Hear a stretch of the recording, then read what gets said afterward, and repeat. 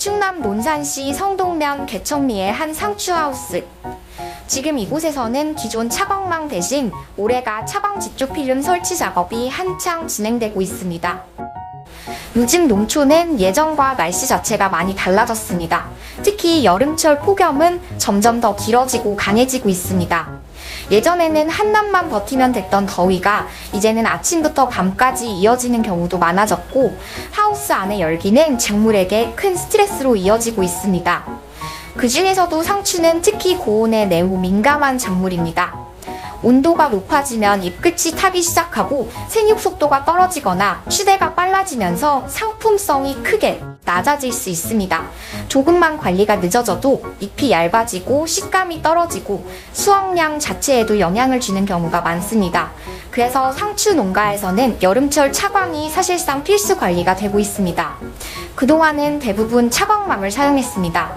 차광망은 햇빛을 가려주는 역할은 해주지만 실제로 한여름 하우스 안에 들어가 보면 빛은 줄어들어도 열은 그대로 남아있는 경우가 많습니다.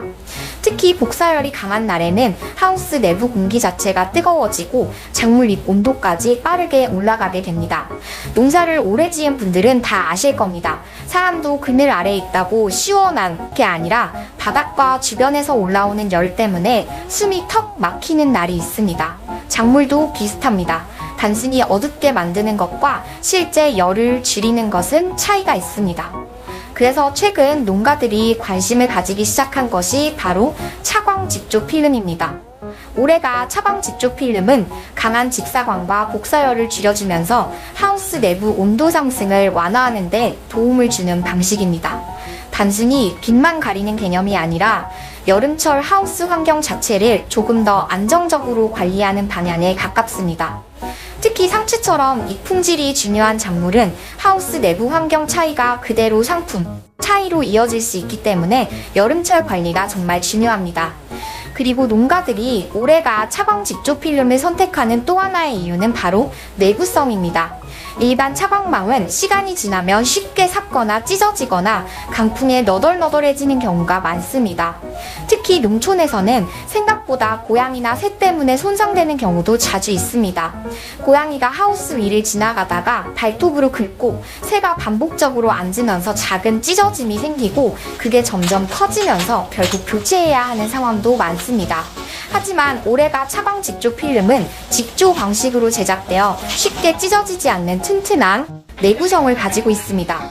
고양이 발톱이나 새가 앉는 정도로는 쉽게 손상되지 않아 오랫동안 안정적으로 사용하는 농가들이 많습니다.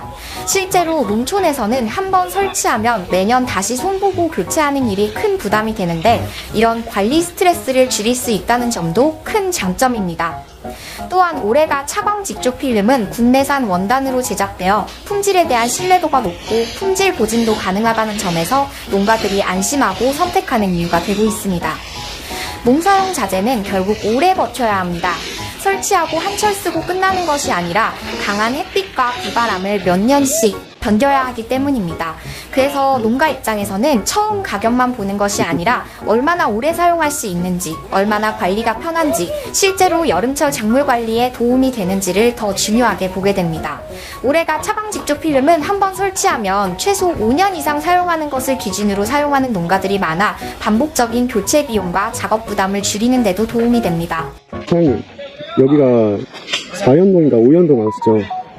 단동이에요. 단동. 원래 10동을 질 건데 10동을 질 자리인데 네.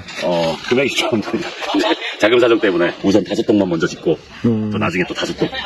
보니까 옆에 하우스들은 차광망이 씌워져 있고 여기만 안 씌워져 있더라고요. 그러니까 기존의 이제 방식으로 간 거죠. 옆에 것들은. 기존 농가들은 대부분 외부에다 차광망을 씌우거나 내부에다 차광망을 씌우거나 해서 온도를 떨어뜨릴 생각을 많이 해요. 여기 농가는 이제 우리 사무실에 와서 그러니까 기존 이제 계획은 계획대로 어느 정도는 하고 한 동 정도는 실험적으로 해보자. 이렇게 해서 여기 한 동을 이걸 씌운 거예요. 차광망 대신. 근데 저 방식이 지금 기존 방식이 외부에 차광망을 씌웠을 때 어떤 게 문제가 많이 되냐면은 차광망 자체가 열을 이제 한여름에 먹게 되면은 그 열이 그 내부에 그대로 전달이 돼요. 더워. 햇빛만 가리는 거지 온도는 실질적으로 더워요. 그리고 두 번째 이제 문제가 뭐냐면은 이 비닐 이 센터에다가 용마루에다가 패드를 한 줄을 쳐가지고 바깥에서 스프링을 쳐줘요. 네. 저 차광망을 고정시키기 위해서. 그렇게 되면은 일단은 차광망이기 때문에 차광망이 오르락 내리락 하다 보면은 일단은 석가래 파이프에 데워져서 필름도 빨리 상하고 필름이 빨리 상하고 바람 불어서 얘가 넘어가는 경우들이 많이 생겨요. 차광망이 보통 몇 년을 쓰죠? 차광망은 오래 쓸 수 있어요. 근데 비닐이가 오래 못 쓰죠. 비닐 수명이 반밖에 못 써요. 저렇게 설치되어 있으면. 근데 진짜 차광망은 뜨겁잖아요. 뜨겁죠. 그러니까 차광망 수명이 문제가 아니고 비닐 수명이. 그러니까 차광망이 뜨겁고 그 위에 덮여져 있으니까 그냥 그 필름이 붙어있는 필름이 영향을 받는 거죠. 그렇죠.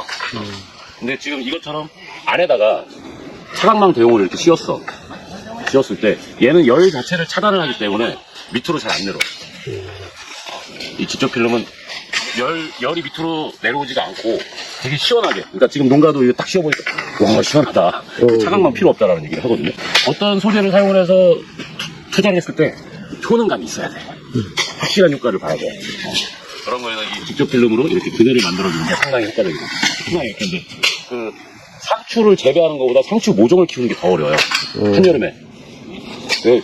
실제로 에어컨 틀어놓고 해야 돼. 근데 보통 몇 도가 돼야 되나요? 이 모종을 키우는 데는. 한 18도에서 22도 사이가 가장 최적.